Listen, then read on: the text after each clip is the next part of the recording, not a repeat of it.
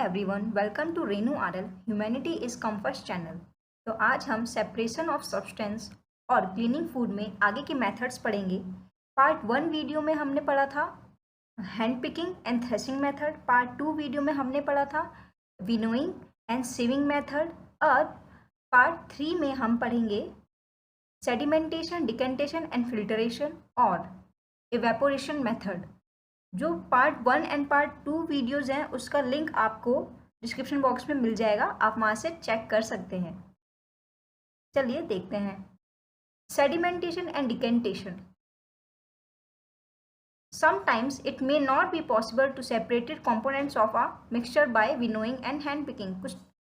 कभी कभी ऐसा होता है कि कुछ कंपोनेंट्स ऐसे होते हैं हमारे मिक्सचर में, हमारे फूड में, जो हम हैंड पिकिंग एंड विनोइंग के थ्रू नहीं निकाल सकते। For example, there may be a lighter impurities like dust or soil particles in rice और pulses। कुछ लाइटर इम्प्योरिटीज जो डस्ट होते हैं, सॉइल वगैरह जो हमारे दाल और राइस में होती हैं, वो हम हैंड पिकिंग और विनोइंग के थ्रू नहीं निकाल पाते हैं प्रॉपर तरीके से। राइस और pulses are usually washed before cooking. हम क्या करते हैं, दाल और चावल बनाने से पहले हम क्या करते हैं, उसको धोते हैं। When you add water to these, the impurities like dust and soils particles get separated। जब हम अपना दाल को और चावल को उसमें जब हम पानी ऐड करते हैं, जो impurities होती हैं, डस्ट एंड सॉइल पार्टिकल्स, वो हमारे क्या होते हैं, सेपरेटेड हो जाते हैं। These impurities go into water which become a little muddy। जब हमारी जो impurities हैं जैसे सॉइल और या हमारा डस्ट हो गया, जब वो पानी में मिलता है तो वो कुछ मैडी टाइप, थोड़ा सा कीचड़ टाइप दिखने लगता है। चलिए इस वीडियो को देखते हैं पहले। अब हमें इस चावल में से जो डस्ट पार्टिकल्स हैं वो बाहर निकालने हैं, तो हम देखते हैं कि कैसे निकलेंगे। तो ये हम पहले इसमें थोड़ा सा चावल डाल देंगे ग्लास में, और इसके ऊपर हम थोड़ा सा पानी ऐड कर देंगे। तो थोड़ी देर बाद आप देखिए कि ये जो पानी है ये गंदा सा दिख रहा है आपको, और जो ये राइस है ये नीचे बैठ गए हैं, क्योंकि राइस जो होते हैं हैवियर पार्टिकल्स होते हैं, तो वो इजीली नीचे बैठ गए हैं, जिससे हमारा सेडिमेंटेशन हो रहा है। और वहीं जो हमारा ये डस्ट है, जो राइस में जो डस्ट था, वो वाटर के थ्रू ऊपर आ गया, और जो डस्ट होता है वो लाइटर वेट होता है, तो वो ऊपर आ गया, और जो जिससे हमारा डिकेंटेशन हो रहा है, मतलब कि जो राइस में से जो डस्ट है वो सेपरेट हो चुका है। तो इस तरीके से हमारा ये सेडिमेंटेशन का पोर्शन है और ये हमारा डिकेंटेशन का पोर्शन है।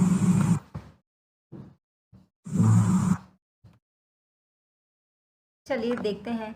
When the heavier component is a mixture settled after water is added to it, the process is called sedimentation। जो heavier portion कहते हैं हमारे राइस, जब हम उसमें पानी मिलाया तो वो क्या हो गया, नीचे बैठ गए। तो जब वो नीचे बैठ गए तो उस प्रोसेस को हम कहते हैं sedimentation. When the water along with the dust is removed, क्या होता है, पानी के साथ जो डस्ट होता है वो ऊपर आ गया और उसको हम फेंक देते हैं, वो हम रिमूव कर देते हैं अपने चावलों से। तो उस प्रोसेस को हम क्या कहते हैं, डिकेंटेशन। जैसा कि हमने वीडियो में भी देखा, वाटर के साथ जो डस्ट और जो सॉइल पार्टिकल्स होते हैं वो वाटर के साथ ऊपर आ जाते हैं और फिर हम उसको फेंक देते हैं। इस वीडियो को देखते हैं पहले। आज हम एक्सपेरिमेंट करेंगे। ये है हमारा ऑयल और ये है हमारा वाटर। तो हम आज एक्सपेरिमेंट करेंगे सेडिमेंटेशन एंड डिकेंटेशन का। तो पहले हम ऑयल को ग्लास में ऐड करेंगे, उसके बाद हम इसमें पानी ऐड करेंगे।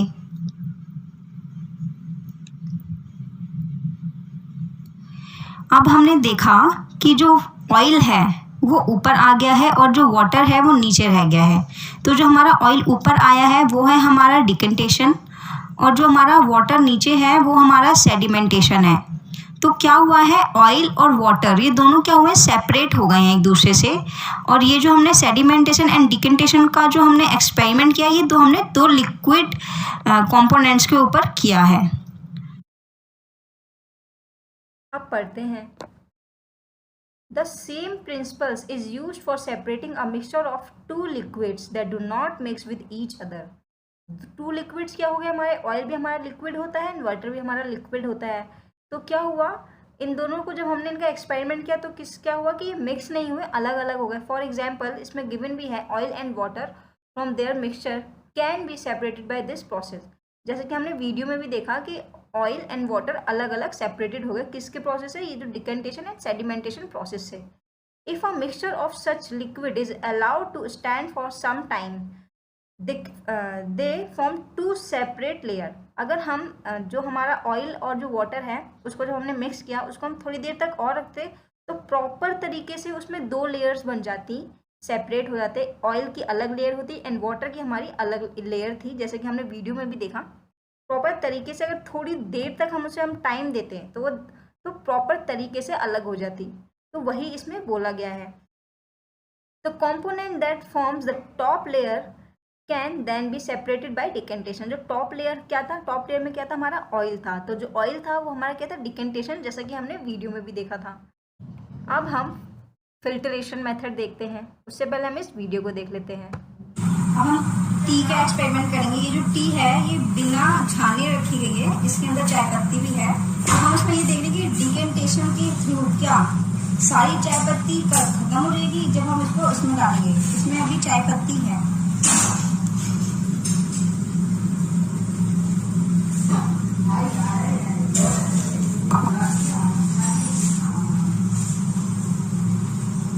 इसमें ध्यान से देखिए, ये देखिए ये चाय पत्ती भी इसमें दिख रही है, यहाँ पे भी ये दिख रही है चाय पत्ती है.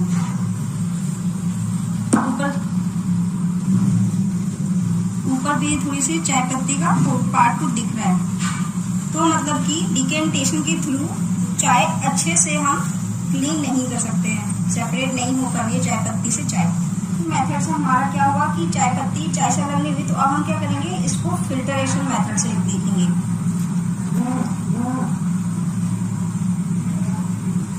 आप देखिए इसमें आपको कहीं भी चाय पत्ती का ऐसा कुछ नहीं दिख रहा होगा, ये बिल्कुल क्लीन दिख रही होगी आपको. तो यहाँ पे फिल्टरेशन मेथड ज्यादा यूजफुल है. अब चलिए देखते हैं. Did all the tea leaves remain in the strainer. क्या जितनी भी टी लीव्स थी वो स्ट्रेनर में आ गई थी, छन्नी में आ गई थी? जी हाँ, बिल्कुल आ गई थी. This process is called filtration. जो हमने अभी प्रोसेस देखा वीडियो में उसको हम फिल्टरेशन प्रोसेस कहते हैं. Which method of separating tea leaves from prepared T is better, decantation और फिल्टरेशन? तो जैसे कि हमने वीडियो में देखा कि डिकेंटेशन से ज़्यादा यूजफुल हमारा फिल्टरेशन मेथड है, जिससे हम प्रॉपर टी लीव्स को हम निकाल पाए.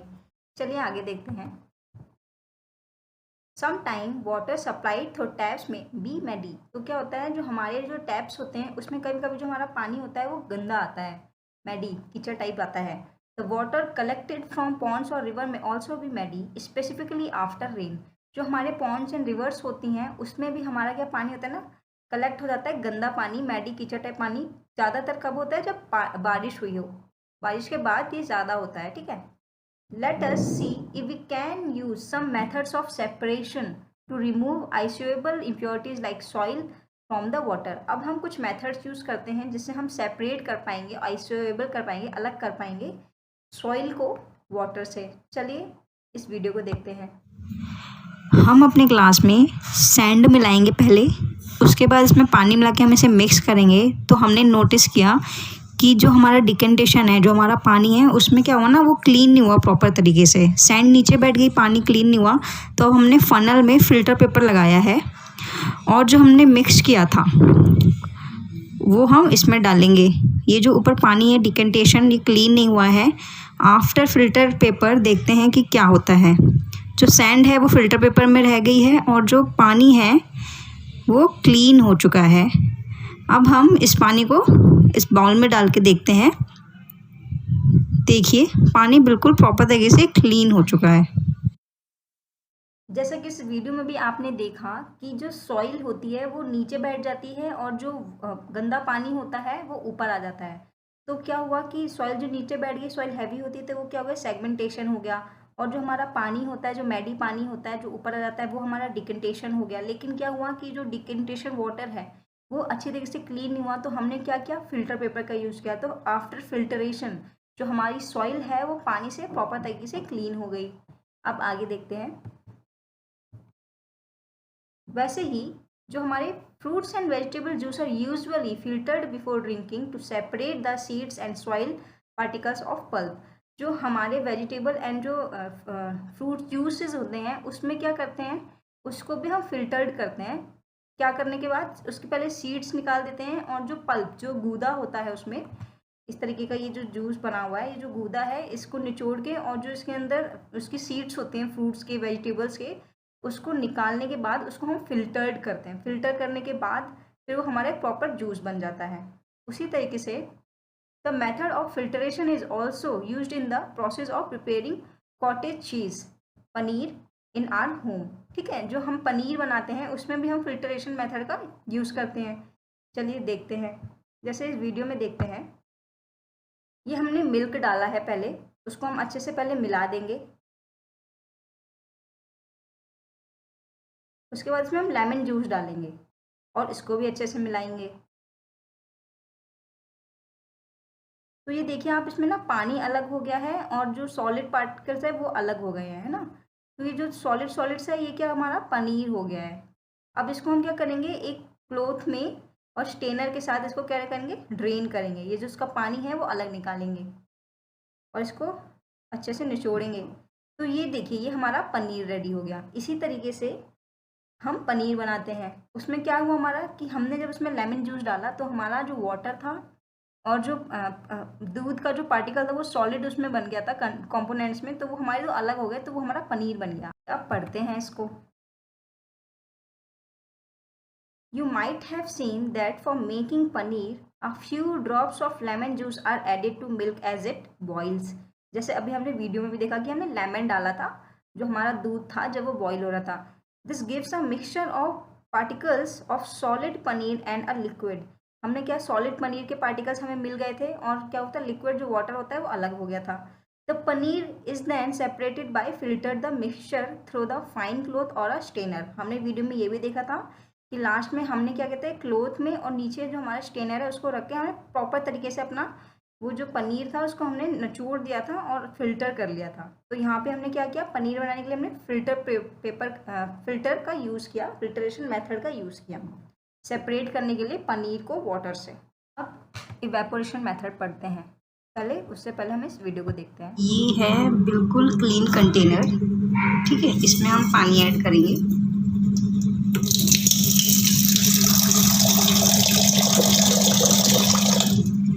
अब हम इसमें सॉल्ट ऐड करेंगे।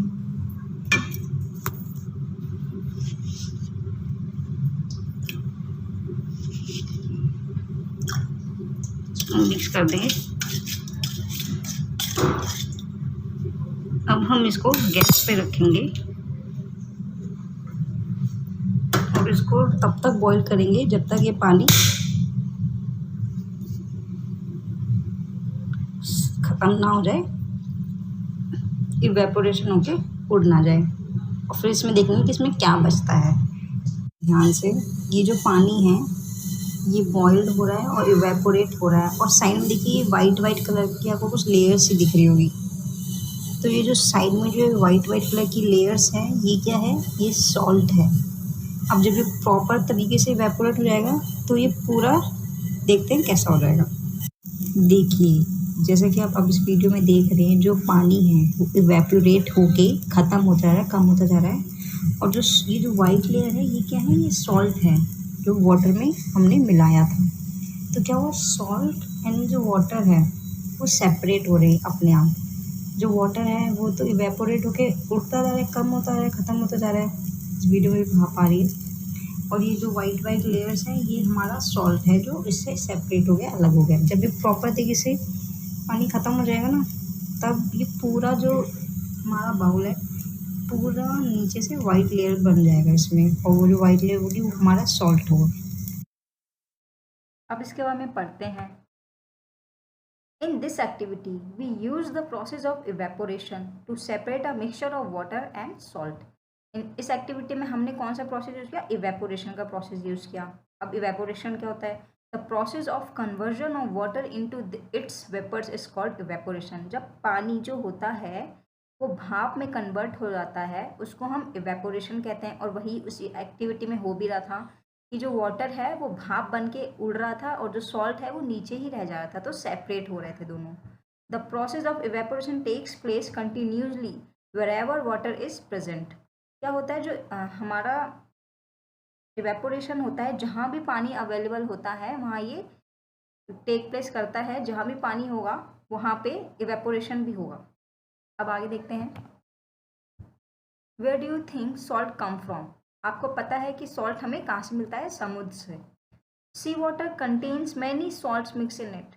जो सी वाटर होता है, जो समुद्र का जो पानी होता है, वहाँ पे बहुत सारे सॉल्ट होते हैं जो मिक्स हो रखे होते हैं। अलग अलग कैटेगरी के जो सॉल्ट होते हैं वो एक ही में प्रॉपर मिक्स हो रखे होते हैं। One of these salt is the common salt. उन सारे सॉल्ट्स में से एक सॉल्ट जो होता है वो कॉमन सॉल्ट होता है।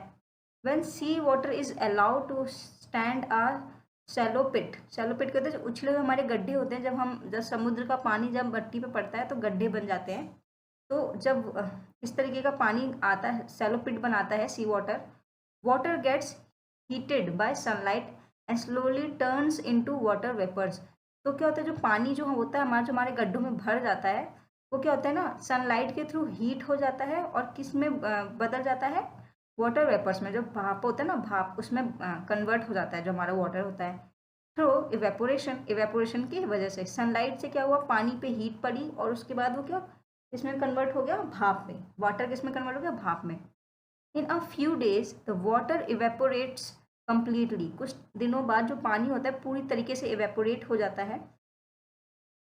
Behind the soil solid salt, ठीक है, जो सॉलिड सॉल्ट होता है हमारा वो बच जाता है। फिर वहाँ common salt is then obtain from this mixture of salt by further purification. जो हमारे कॉमन सॉल्ट होते हैं, फिर हम उन सॉल्ट्स में से अपना कॉमन सॉल्ट निकालते हैं बहुत सारी प्योरिफिकेशंस के थ्रू। उस प्योरीफाई करते हैं आप उस सॉल्ट को, फिर हम खाते हैं। जैसे कि इस पिक्चर में आप देखिए, ये जो गड्ढे हैं, ये गड्ढों में पानी भर जाता है, फिर इवेपोरेशन के थ्रू ये उड़ जाता है। सनलाइट पड़ती है तो पानी गर्म होता है, फिर वो उसमें भाप बनते हुए वो उड़ जाता है इवेपोरेशन के थ्रू। फिर जो ये सॉल्ट रिमेन्स होता है हमारा कॉमन सॉल्ट होता है। मतलब सॉल्ट तो ये नॉर्मल सॉल्ट होता है, उसमें से हम कॉमन सॉल्ट निकालते हैं, उसको हम पूरी तरीके से प्योरीफाई करते हैं और फिर उसको हम यूज़ करते हैं। तो आज हमने दो मेथड्स पढ़े। एक तो हमने पढ़ा सेडिमेंटेशन, डिकेंटेशन एंड फिल्टरेशन, और दूसरा मेथड पढ़ा हमने इवेपोरेशन मेथड। तो नेक्स्ट वीडियो में हम आगे मेथड्स के बारे में बात करेंगे। Thanks for watching.